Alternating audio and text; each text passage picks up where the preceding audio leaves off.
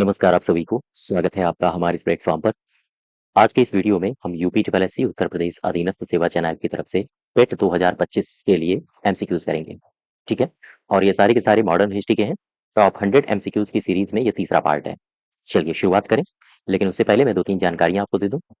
अगर आप किसी भी परीक्षा की तैयारी कर रहे हैं और आप हिस्ट्री स्पेशल, पॉलिटी स्पेशल और इसके अलावा यूपी जीके और कंप्यूटर स्पेशल, अगर आप इन बैचेस से जुड़ना चाहते हैं तो ये बैचेस आपको हमारे एप्लीकेशन पर मिल जाएंगे।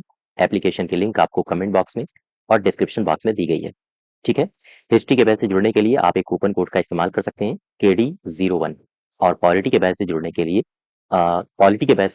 KD01 है और हिस्ट्री के बैच से जुड़ने के लिए KD02 है। ठीक है, इस इन कूपन कोड का इस्तेमाल करके आप बैचेस से जुड़ सकते हैं। चलिए शुरुआत करें। क्वेश्चन नंबर 50 तक हम लोग कर चुके थे, अब उसी के आगे शुरू करेंगे 51 से। कह रहा है कि गांधी इरविन समझौते में किसने मध्यस्थ की भूमिका अदा की थी। तो सबसे पहले तो ये जो गांधी इरविन समझौता था, इसके बारे में आप 2-3 जानकारियां याद रखो। एक आंदोलन चल रहा था, आंदोलन का नाम है सविनय अवज्ञा आंदोलन। ठीक है, सविनय अवज्ञा आंदोलन। अब इस आंदोलन के बारे में आपको बहुत सारी जानकारियां मैंने आपको पहले ही बता दी हैं, लेकिन इस आंदोलन के दौरान जो नेता गिरफ्तार कर लिए गए थे, उन्हें रिहा किया गया और उनमें से एक नेता थे गांधी जी। कहते हैं कि गांधी जी को रिहा किया गया था 26 जनवरी को। 26 जनवरी 1931 को ये रिहा किए गए। ठीक, इसके बाद फिर हुआ क्या? हुआ ये कि एक तरफ थे गांधी जी और दूसरी तरफ था इरविन। इन दोनों के मध्य सुलह करवानी है, तो सुलह किसके माध्यम से होगी? सुलह के लिए मध्यस्थता की भूमिका निभाई थी। मध्यस्थता किसने कराई थी? दो शख्स थे, एक का नाम था MR जयकर और दूसरे शख्स थे तेज बहादुर सप्रू। तेज बहादुर सप्रू, ये दो लोग थे। ठीक है, अच्छा, इसी में जब ये दोनों लोग मध्यस्थता कर रहे थे, इसी मध्यस्थता के दौरान एक महिला थी जिनका नाम था सरोजिनी नायडू। आपने नाम सुना होगा, सरोजिनी नायडू। उत्तर प्रदेश से संबंधित है ये। बताइए उत्तर प्रदेश के किस पोस्ट पर ये रह चुकी हैं, कमेंट बॉक्स में मुझे बताइए। अच्छा, सरोजिनी नायडू ने इन दोनों लोगों के लिए एक डायलॉग कहा था। ये डायलॉग आपसे पूछा जाता है। सरोजिनी नायडू ने कहा था कि भाई ऐसा लग रहा है कि गांधी और इरविन दो महात्मा हों, यानी कि इन्होंने गांधी और इरविन को दो महात्मा कहा था। ये सवाल आपसे पूछा जाता है किसने कहा, तो आप बताओगे नायडू साहब ने। ठीक है, नायडू मैडम ने। अच्छा, वापस आ जाओ। 51 का सही उत्तर हो जाएगा तेज बहादुर सप्रू, बी पार्ट। नेक्स्ट देखो 52। निम्नलिखित व्यक्तियों में किसने इरविन और गांधी जी को दो महात्मा कहा था? ये कौन होंगी? ये होंगे सरोजिनी नायडू। ठीक है, क्वेश्चन नंबर 53 देखो। 53 में कह रहा है कि निम्नलिखित में से किसने गांधी इरविन समझौते में महात्मा गांधी के लाभ को सांत्वना पुरस्कार कहा था? महात्मा गांधी के लाभ को सांत्वना पुरस्कार किसने कहा था? ये एक शख्स है। इस शख्स का नाम है, जरा यहां पर आओ, ये शख्स है, इसका नाम है एलन एलन कैंपबेल। इस शख्स का नाम है एलन कैंपबेल जॉनसन। ठीक है, एलन कैंपबेल जॉनसन। अच्छा, ये जो शख्स है, कहते हैं कि ये इरविन का जीवनीकार था। इरविन का, इसे जीवनीकार भी कहा जाता है, इरविन का जीवनीकार। और इसी ने गांधी जी के लिए कहा था कि लाभों को सांत्वना पुरस्कार, गांधी जी के लाभों को सांत्वना पुरस्कार। ठीक है, ये आपसे सवाल पूछा जाता है तो आप बताओगे यही है, एलन कैंपबेल जॉनसन। आंसर हो जाएगा बी पार्ट। नेक्स्ट देखो 54। निम्नलिखित में से किसने भारतीय राष्ट्रीय कांग्रेस के कराची अधिवेशन का सभापतित्व किया था? मैं आपको लिए चलता हूं इंडियन नेशनल कांग्रेस में। यहाँ पर आओ, ये लिखा है INC। INC का मतलब इंडियन नेशनल कांग्रेस, भारतीय राष्ट्रीय कांग्रेस। इंडियन नेशनल कांग्रेस का एक अधिवेशन हुआ, आपको पता है इसके अधिवेशन होते रहते थे आजादी से पहले, और आजादी के बाद भी कुछ अधिवेशन हुए हैं, इसके बाद फिर बंद हो गए। अच्छा, इंडियन नेशनल कांग्रेस का एक अधिवेशन होता है, ये हुआ कराची में। स्थान क्या है? कराची। कराची जो अधिवेशन हुआ था, इसकी अध्यक्षता एक बंधु कर रहे थे और ये भारत के पहले गृह मंत्री भी रह चुके हैं। नाम है जसप्रीत। ये अध्यक्षा नहीं, अध्यक्षता होगा। इसकी अध्यक्षता एक व्यक्ति कर रहे थे, इनका नाम है सरदार पटेल। सरदार पटेल काफी काबिल आदमी थे और भारत को एक करने में इनकी बहुत महत्वपूर्ण भूमिका रही है। ठीक, गृह मंत्री भी रह चुके हैं ये। कहते हैं कि कराची अधिवेशन में सरदार पटेल के नेतृत्व में जो कि हुआ था, इसी अधिवेशन में बहुत सारे प्रस्तावों को पास किया गया, जैसे बहुत सारे निर्णयों को लिया गया, जैसे कहते हैं कि गांधी इरविन समझौते को मंजूरी इसी प्रस्ताव में मिली थी। अर्थात गांधी इरविन समझौते को मंजूरी, अगर आपसे पूछा जाए ये किस अधिवेशन में मिली है, इसी अधिवेशन में। और इसी अधिवेशन में एक काम और किया गया था, काम ये था कि मौलिक अधिकार संबंधी प्रस्ताव को भी पास किया गया था। अर्थात मौलिक अधिकार संबंधी मौलिक अधिकार संबंधी प्रस्ताव को पास किया गया। ठीक है, इसके अलावा और भी कुछ हुआ था क्या? हाँ, और भी कुछ हुआ था। कहते हैं कि राष्ट्रीय आर्थिक कार्यक्रमों संबंधी प्रस्ताव भी इसमें पास किया गया था। अर्थात लिख लो, राष्ट्रीय आर्थिक कार्यक्रम, राष्ट्रीय आर्थिक कार्यक्रम संबंधी प्रस्ताव इसे भी पास किया गया। इसके अलावा और क्या हुआ? इसमें गांधी जी ने एक डायलॉग मारा। गांधी जी ने कहा, गांधी जी के ऊपर जब बहुत सारे आरोप लग रहे थे सविनय अवज्ञा आंदोलन को लेके, तो गांधी जी ने कहा था कि आप मेरे ऊपर आरोप लगाते हो, अर्थात गांधी मर सकता है, गांधी मर सकता है, लेकिन गांधीवाद नहीं, गांधीवाद नहीं। ये डायलॉग आपसे पूछा जाता है कि किसका है, तो इन्हीं का है। ठीक है, तो ये कुछ क्रांतिकारी परिवर्तन हुए थे कराची अधिवेशन में, जिसकी अध्यक्षता पटेल साहब कर रहे थे। अच्छा, क्वेश्चन नंबर 54 का सही उत्तर क्या हो जाएगा? 54 का, जस्ट वेट, हाँ, 54 का इसका सही उत्तर हो जाएगा वल्लभ भाई पटेल। ठीक, नेक्स्ट देखो 55, 55 नंबर। 55 में कह रहा है कि वर्ष 1931 में भारतीय राष्ट्रीय कांग्रेस के जो कराची अधिवेशन हुआ था, इसकी अध्यक्षता सरदार पटेल ने की थी। बिल्कुल ठीक है। किसने मूल अधिकारों तथा आर्थिक कार्यक्रमों का संकल्प प्रारूपित किया था? कौन थे शख्स जिन्होंने प्रारूपित किया था? ये है पंडित जवाहरलाल नेहरू। आंसर याद रखिएगा। नेक्स्ट देखो, भारतीय राष्ट्रीय कांग्रेस के किस अधिवेशन में पहली बार फंडामेंटल राइट्स, मौलिक अधिकारों से संबंधित प्रस्ताव को पास किया गया? ये भी मैंने बताया था, कराची अधिवेशन 1931।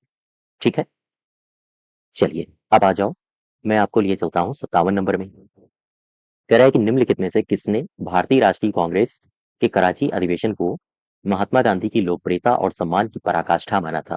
ये कौन थे? ये थे एससी बोस, सुभाष चंद्र बोस। याद रखिएगा। 58 में आओ, 58 नंबर में। इसमें आपसे ईयर वाइज पूछ रहा है, क्रम में सजाने के लिए। कह रहा है ये स्वाधीनता संघर्ष से संबंधित निम्नलिखित घटनाएं हैं, इनको सही कालानुक्रम में सजाइए। अब आपको कालानुक्रम में सजाना है, तो द्वितीय गोलमेज सम्मेलन आपसे पूछ रहा है ये कब हुआ। देखो, इनकी तिथियां भी आपको याद रखनी है। क्यों? क्योंकि बहुत क्लोज ऑप्शंस दिए हैं। जो द्वितीय गोलमेज सम्मेलन है, ये 1931 1931 को हुआ था। कराची अधिवेशन भी 1931 को हुआ था। भगत सिंह को फांसी 1931 को दी गई थी, और गांधी इरविन समझौता भी 1931 को हुआ था। तो अब साल से काम नहीं चलेगा, आपको डेट पता होनी चाहिए एग्जैक्ट, तभी आप इस प्रकार के सवाल कर पाओगे। ठीक है, और डेट याद करना आसान है। हम लोग मिडावल हिस्ट्री खत्म करके जब मॉडर्न हिस्ट्री पढ़ेंगे, तो उसमें आपको बताएंगे सारा का सारा क्रम कि आपको कैसे डेट्स याद रखनी है। देखो, मैं बात कर रहा हूँ गांधी इरविन। कुछ तारीखें हैं, मैं यहाँ पर लिखे देता हूँ। 1931, 1931, सन है 1931। 1931 में एक वर्ष है, एक तारीख है, 5 मार्च। इसको याद रखना है आपको। 1931 में ही एक तारीख है, ये है 23 मार्च। इसको याद रखना है आपको। 1931 में ही एक तारीख है, ये है 29 से लेकर 31 मार्च, ये याद रखिएगा। और इसके अलावा एक तारीख है 7 सितंबर, इसे भी आपको याद रखना है। ये जो 5 मार्च है, 5 मार्च 1931, कहते हैं कि इसी तारीख को गांधी गांधी इरविन गांधी इरविन समझौता हुआ। ठीक है, ये जो तारीख है 23 मार्च 1931, कहते हैं कि भगत सिंह को फांसी इसी डेट को दी गई थी। अब यहाँ पर लिखा है 22 से 29 से, सॉरी, 29 से लेकर 31 मार्च। इस तारीख को क्या हुआ? 29 से लेकर 31 मार्च 1931 को हुआ ये कि कांग्रेस का, इंडियन नेशनल कांग्रेस का एक अधिवेशन होता है, ठीक है? और ये अधिवेशन कहाँ हुआ? ये हुआ कराची में। अच्छा, अब यहाँ पर आओ, ये लिखा है 7 सितंबर 1931, तो 7 सितंबर में क्या हुआ?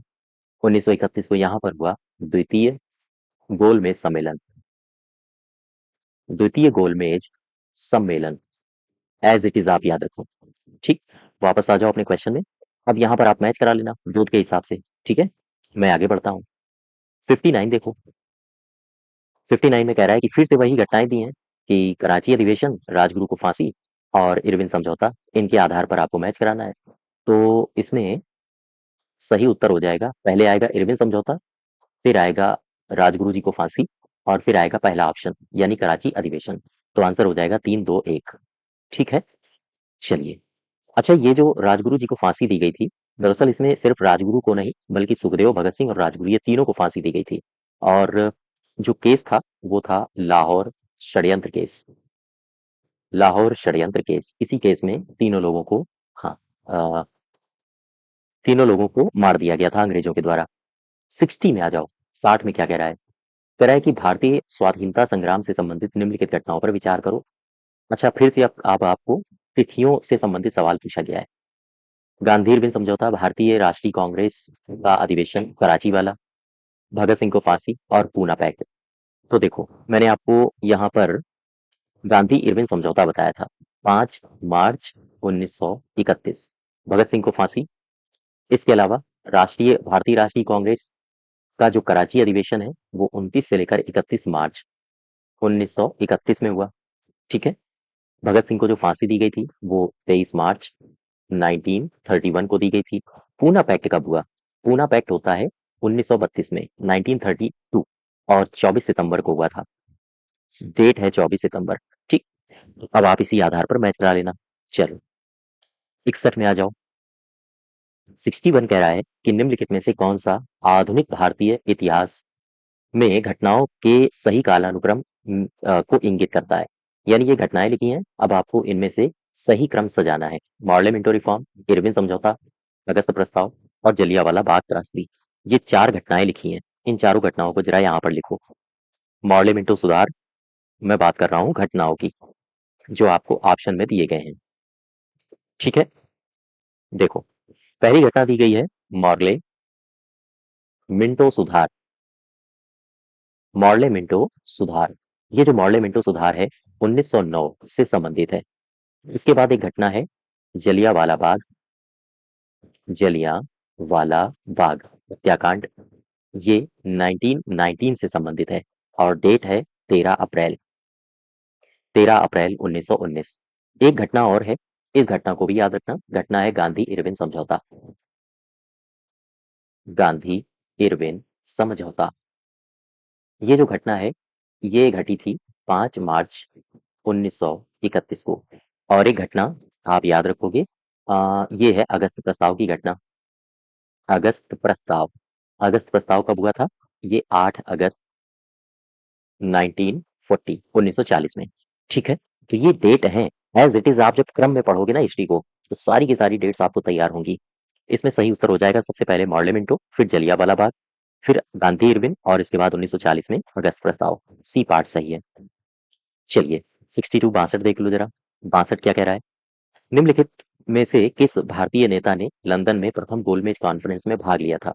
किसने भाग लिया था? मोहम्मद अली जिन्ना ने भाग लिया था, मौलाना मोहम्मद अली ने। बाकी तो गलत हो जाएंगे, है ना? अच्छा, अगर हम आपसे ये जो पहला गोलमेज सम्मेलन है जिसे कहा जाता है प्रथम गोलमेज सम्मेलन, गौर करना, ये जो प्रथम गोलमेज सम्मेलन है, अगर हम इसके बारे में दो चार बातें आपसे पूछें तो सबसे पहली बात मुझे बताओ, इस गोलमेज सम्मेलन में कितने प्रतिनिधि ने भाग लिया था? आप बताओगे 89 प्रतिनिधि थे। क्या इस सम्मेलन में कांग्रेस गई थी? कांग्रेस ने इसमें भाग लिया? नहीं, कांग्रेस ने इसमें भाग नहीं लिया था। इसके बाद फिर मान मनोवल का समय चलता है, इरविन के द्वारा गांधी जी को मनाया जाता है और फिर गांधी जी को ले जाया जाता है, ठीक है? तो क्वेश्चन नंबर 62, 62 का सही उत्तर हो जाएगा ए।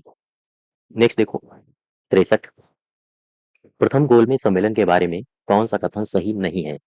यह 1930 में आयोजित हुआ था, क्या ये सही है? आगे कह रहा है जस्ट वेट, कह रहा है कौन सा सही नहीं है ना? 1930 में आयोजित हुआ था पहला, हाँ ठीक है। इसने साइमन कमीशन की रिपोर्ट पर चर्चा करनी थी इसमें, हाँ ये भी सही है। इसका आयोजन लंदन में हुआ, ये भी ठीक है। इसमें कांग्रेस के प्रतिनिधि मंडल ने प्रतिभाग किया था, ये गलत हो जाएगा, डी पार्ट गलत है। कांग्रेस की तरफ से नहीं गए थे। 65 में कह रहा है, अच्छा अगर हम आपसे पूछें ये जो पहला गोलमेज सम्मेलन था, इसका उद्घाटन कहाँ हुआ था, या इसने इसका उद्घाटन किया किसने था? देखो, ये जो पहला गोलमेज सम्मेलन है, इसका उद्घाटन ये किया था ब्रिटिश सम्राट ने, ठीक है। ब्रिटिश सम्राट के द्वारा इसका उद्घाटन किया गया। और अगर हम आपसे पूछें कि किसकी अध्यक्षता में ये किया गया था, इसकी अध्यक्षता किसने की थी? एक प्रधानमंत्री का नाम याद रखना, ये ब्रिटेन का प्रधानमंत्री था, ब्रिटेन का पीएम था ये, और पीएम का नाम था Ramsay Ramsay MacDonald, Ramsay MacDonald. वापस आ जाओ अपने क्वेश्चन में। 65 देखो, ब्रिटिश सरकार द्वारा लंदन में भारतीय नेताओं का प्रथम गोलमेज सम्मेलन कब बुलाया गया था? आंसर है 1930, 1930, ठीक है। 65। 66 देखो, 66 में कह रहा है कि निम्नलिखित में से किन व्यक्तियों ने द्वितीय गोलमेज सम्मेलन में भाग लिया था? दूसरे गोलमेज सम्मेलन में भाग लिया था, ये किसने लिया था?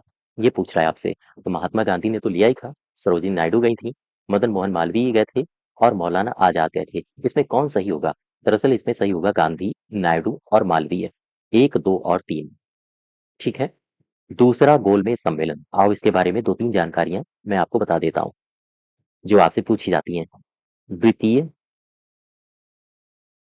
गोलमेज सम्मेलन, ठीक है। ये जो दूसरा गोलमेज सम्मेलन है, दरअसल ये हुआ कब से कब तक था? इसकी टाइमलाइन याद रखना। 7 सितंबर से लेकर 7 सितंबर 1931 से कब तक? 1 दिसंबर 1 दिसंबर 1931, 1931 तक। यहाँ तक बात समझ पा रहे हो? अच्छा, मुझे बताओ क्या इसमें महात्मा गांधी हिस्सा थे?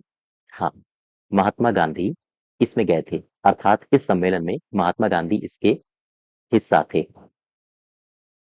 अच्छा, एक बात मुझे और बताइए जरा, महात्मा गांधी के अलावा अन्य कौन से लोग थे जिन्होंने इसमें भाग लिया था? तो अन्य लोगों को याद रखें, जैसे एक है सरोजनी नायडू,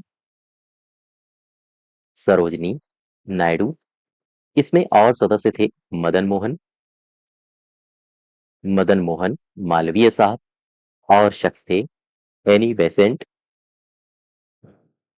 एनी बेसेंट, और भी कई सारे लोग थे। दरअसल अगर हम गांधी जी की बात करें तो गांधी जी के साथ गांधी जी के सचिव गए थे। इनके सचिव थे महादेव देसाई, महादेव देसाई ये भी गए थे।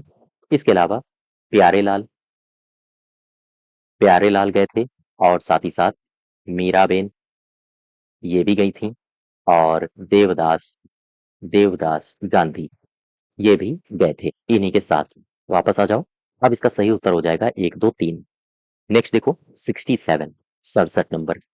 67 में कह रहा है कि इनमें से किसने द्वितीय गोलमेज सम्मेलन में भाग नहीं लिया था? महादेव देसाई तो गए थे, प्यारेलाल भी गए थे, मदन मोहन मालवीय भी गए थे, लेकिन नेहरू साहब नहीं गए थे। नेक्स्ट देखो, निम्नलिखित नेताओं में से कौन द्वितीय गोलमेज सम्मेलन में भाग किसने नहीं लिया है? गांधी जी गए थे, नायडू गई थी, गांधी जी ये मालवीय साहब गए थे, राजेंद्र बाबू नहीं गए थे। 70।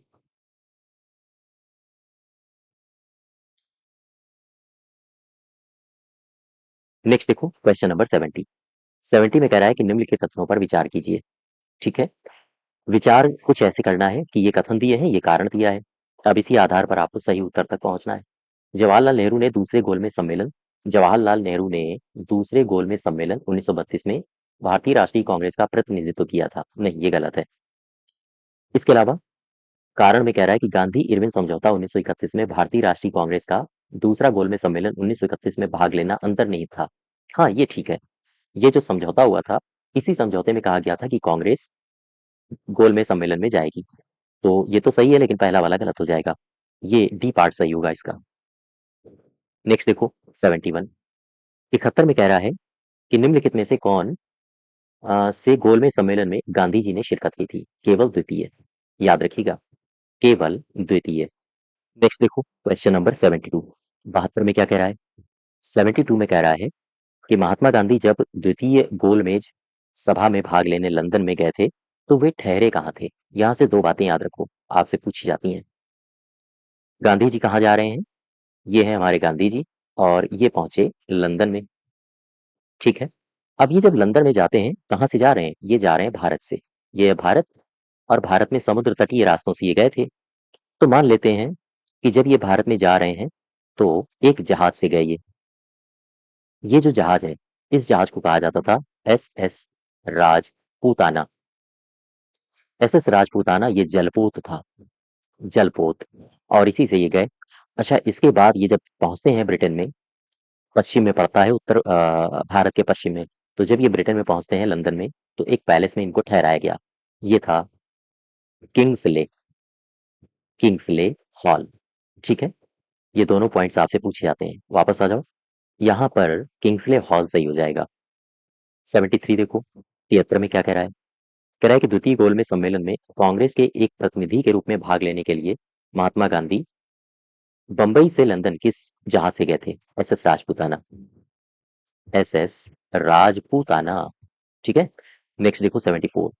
निम्नलिखित में से किस गोलमेज सम्मेलन में भारतीय राष्ट्रीय कांग्रेस के प्रतिनिधि ने पहली बार भाग लिया था?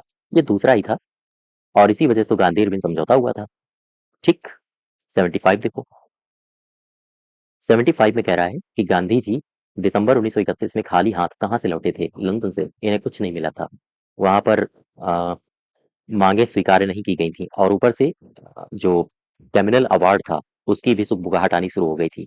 और आगे चल के देखना 1932 में कैमिनल अवार्ड के बारे के, या हम कहें कम्युनल अवार्ड को लेके, जो सांप्रदायिक पंचायत जिसे कहा जाता है, उसको लेके गांधी और अम्बेडकर में टसल भी हो जाएगी। चल 76।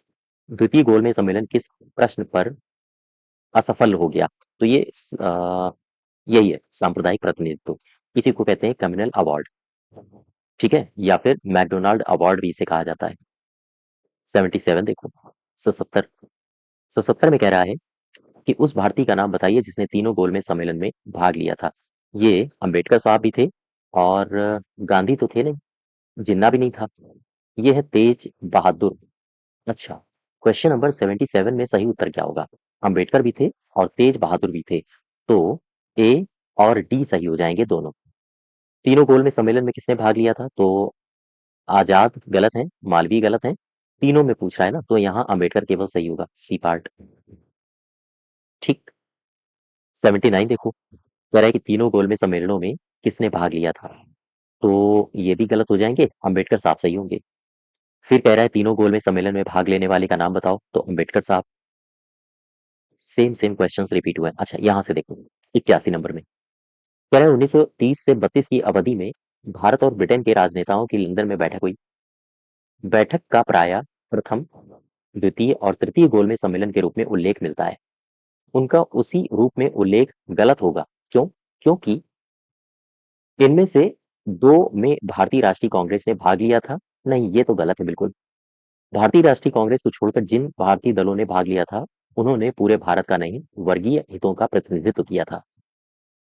तो दरअसल राष्ट्रीय कांग्रेस ने भाग नहीं लिया था, ये बड़ी बात है। तीसरे में कह रहा है कि ब्रिटेन की लेबर पार्टी सम्मेलन के बीच से भी ही हट गई थी, और सम्मेलन की कार्यवाही पक्षपातपूर्ण हो गई थी। फिर आगे कह रहा है ये तीनों अलग अलग सम्मेलन नहीं थे, बल्कि एक ही सम्मेलन था जो 3 सत्रों में संपन्न हुए थे। ये सही होगा। ये जो आप पहला सत्र, पहला सम्मेलन, दूसरा सम्मेलन, तीसरा सम्मेलन देख रहे हो, इसमें चर्चा किसकी चल रही थी? इसमें चर्चा चल रही थी साइमन कमीशन की रिपोर्ट को लेके। तो इनको अलग अलग बैठक नहीं कह सकते हो, बैठक एक ही थी, लेकिन उसके अलग अलग सत्र हुए थे। ठीक है, 1930, 31 और 32 में। आगे बढ़ो, क्वेश्चन नंबर 82। इसमें क्या कह रहा है? कह रहा है कि निम्नलिखित गोलमेज सम्मेलनों में से किसका प्रतिनिधित्व भारतीय राष्ट्रीय कांग्रेस ने किया था? तो पहले का तो किया ही नहीं था, दूसरे का किया था, दूसरा 76। ठीक है। 83 में आ जाओ। कौन सा गोलमेज सम्मेलन 1932 में हुआ था? 1930, 1931, 1932, यानी कि आंसर हो जाएगा तीसरा, सी पार्ट सही हो जाएगा इसका। ठीक है। नेक्स्ट देखो, भारतीय राष्ट्रीय कांग्रेस के किस गोलमेज सम्मेलन में कांग्रेस ने किस गोलमेज सम्मेलन में भाग नहीं लिया? तो पहला भी होगा, दूसरे में तो लिया था, तीसरा भी होगा, यानी उपर्युक्त में से एक से अधिक सही है, तो ई पार्ट सही हो जाएगा। आगे बढ़ो जरा, 85 में क्या कह रहा है? 85 में कह रहा है कि निम्नलिखित कथनों पर विचार करो। प्रथम गोलमेज सम्मेलन में डॉक्टर अंबेडकर ने दलित वर्ग के लिए अलग निर्वाचक मंडल की मांग रखी थी, क्या ये सही है? हाँ, बिल्कुल सही है। फिर कह रहा है कि पूना पैक्ट में स्थानीय निकायों और सिविल सेवाओं में दलित वर्गों के प्रतिनिधित्व के विशेष उपबंध रखे गए थे, क्या ये सही है? हाँ, ये भी सही है। तृतीय गोलमेज सम्मेलन में भारतीय राष्ट्रीय कांग्रेस ने भाग नहीं लिया था। एक मिनट, क्या नहीं लिया था? सही होगा, हाँ ठीक है, दूसरे में लिया था, है ना? तो एक दो तीन, यहाँ तीनों सही हो जाएंगे। नेक्स्ट देखो 86 नंबर। 86 में कह रहा है, गौर करना, कि भाई ये जो सांप्रदायिक अधिनिर्णय है, इसे किसने घोषित किया था? इसे किया था मैकडोनाल्ड ने। कहते हैं कि मैकडोनाल्ड ने जो घोषणा की थी 16 अगस्त को, 16 अगस्त 1932 को, 1932, और इसी को लेकर गांधी जी आमरण अनशन कर देते हैं और फिर इसके बाद अंबेडकर साहब उनको मनाने के लिए बुलाया जाता है। तो गांधी गांधी अंबेडकर पैक्ट भी हुआ था। ठीक है, इसे कहा जाता है पूना पैक्ट। तो खैर, आगे बढ़ो। 1932 के रैमजे मैकडोनाल्ड में सांप्रदायिक पंचायत के द्वारा पहली बार पृथक निर्वाचन का समूह बनाया गया था। पहली बार जो समूह बनाया गया था वो था छूतों के लिए। ठीक है, अर्थात वो था दलित के लिए, और दलितों को भी हिंदुओं से अलग करने की पूरी साजिश थी, फूट डालो और राज करो वाली नीति। नेक्स्ट देखो 88 नंबर, कथन और कारण। ब्रिटिश सरकार ने अगस्त 1932 में सांप्रदायिक पुरस्कार की घोषणा की। हाँ ठीक है, इसके तहत प्रत्येक अल्पसंख्यक समुदाय के लिए विधानमंडलों में कुछ सीटें सुरक्षित की गई, जिसके लिए सदस्यों का चुनाव पृथक निर्वाचक मंडलों के आधार पर होता था। ये भी सही है, और ये इसका सही स्पष्टीकरण भी है, ए पार्ट सही हो जाएगा। 89, 89 में क्या कह रहा है? कह रहा है कि मैकडोनाल्ड के सांप्रदायिक पंचाट ने किसे पृथक चुनाव क्षेत्र एवं आरक्षित सीटें प्रदान नहीं की थी? मुसलमानों को तो की थी, सिखों को भी की थी, अनुसूचित जातियों को भी की थी, लेकिन बौद्धों को नहीं की थी। ठीक है, यहाँ तक बात समझ पा रहे हो आप हमारी? हाँ, तो ये सही हो जाएगा। नेक्स्ट देखो 90, 90 में क्या कह रहा है? इसमें कहा है कि महात्मा गांधी ने पहला आमरण अनशन ये कब प्रारंभ किया था? कम्युनल अवार्ड के समय ही प्रारंभ किया था। देखो, मैं दो तीन जानकारियां आपको दे दूं इससे संबंधित। मैं बात कर रहा हूं पहला आमरण अनशन, पहला आमरण अनशन। ठीक है, ये जो पहला आमरण अनशन है, ये 20 सितंबर 20 सितंबर 1932 1932 को प्रारंभ हुआ। कहाँ से? यरवड़ा जेल से। और सवाल ये है कि ये जो यरवड़ा जेल है, ये कहाँ है? पुणे की यरवड़ा जेल है। और ये जो अनशन था, ये अ, ये जो कम्युनल अवार्ड आया था, जिसे कहा जाता है मैकडोनाल्ड का कम्युनल अवार्ड, इस कम्युनल अवार्ड के खिलाफ था। कम्युनल अवार्ड के खिलाफ। ठीक है, कम्युनल अवार्ड के खिलाफ गांधी जी ने आमरण अनशन शुरू कर दिया, और इसी को देखते हुए फिर एक घटना घटती है पूना पैक्ट के नाम से। पूना पैक्ट के नाम से। और पूना पैक्ट हुआ, या हम कहें पूना समझौता हुआ 24 सितंबर 1932 1932 को। ठीक है, और इसके बाद जब समझौता हो गया, फिर इसके बाद 2 दिनों बाद, यानी कि 26 सितंबर 1932 को गांधी जी ने अनशन तोड़ा। अनशन तोड़ा। यहां तक बात समझ पा रहे हो? वापस आ जाओ अपने सवाल में। सही उत्तर होगा ए। 91 में कह रहा है, 91 को ध्यान से पढ़ो। इसमें कह रहा है कि अगस्त 1932 में ब्रिटिश प्रधानमंत्री ने दलितों के प्रतिनिधित्व संबंधी योजना की घोषणा की।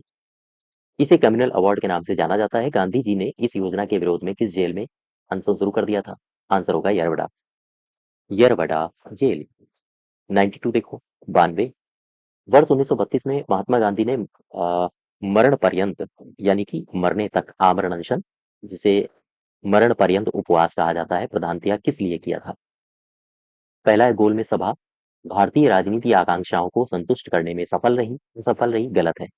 कांग्रेस और मुस्लिम लीग में भिन्नता थी, गलत है। रैमसे मैकडोनाल्ड ने सांप्रदायिक अधिनिर्णय कम्युनल अवार्ड की घोषणा की थी, ये सही है। नेक्स्ट देखो 93, 93, 93 में कह रहा है कि सांप्रदायिक अवार्ड एवं पूना पैक्ट में क्रमशः दलित वर्ग के लिए कितनी सीटें थी? तो सांप्रदायिक अवार्ड में दलित वर्ग के लिए सीटें पूछ रहा है आपसे, है ना? यही तो कह रहा है। केंद्रीय विधानमंडल में जो सीटें थी वो सामान्य वर्ग की सीटों में से 18% इनको दे दी गई थी। 18%। लेकिन संख्या में कितनी थी? 71, 147। 71 से सीधा 147।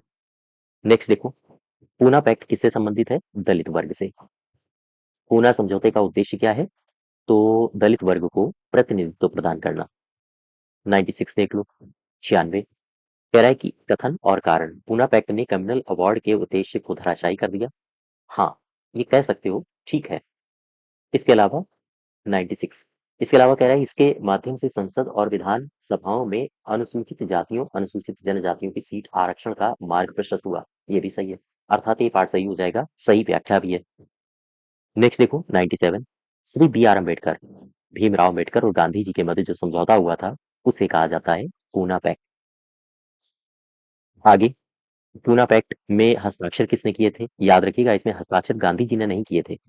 24 सितंबर 1932 में जो हस्ताक्षर हुआ था वो मदन मोहन मालवीय और भी कई सारे अन्य लोग थे, गांधी जी के समर्थक, उन्होंने किया था। तो गांधी जी ने हस्ताक्षर नहीं किए, अर्थात इसका आंसर होगा नन। नेक्स्ट देखो, कह रहा है 99, सांप्रदायिक अधिनिर्णय की घोषणा के पश्चात किसे, निम्नलिखित में से इसे किसने संपादित किया था? संपादित किया गया, इसे पूना पैक्ट के नाम से संपादित किया गया था। 100 नंबर देखो, 100 में क्या कह रहा है? कह रहा है कि ऐतिहासिक घटना जो हुई थी 1932 में पूना समझौते के नाम से, इस पर किसने हस्ताक्षर नहीं किए थे? ये गांधी जी ने, एम के गांधी ने हस्ताक्षर नहीं किए थे। बाकी सारे लोग इनके जो सहयोगी थे उन्होंने हस्ताक्षर किए थे।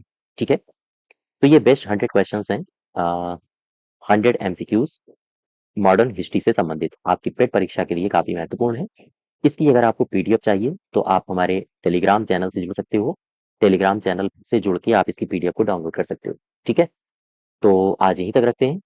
धन्यवाद।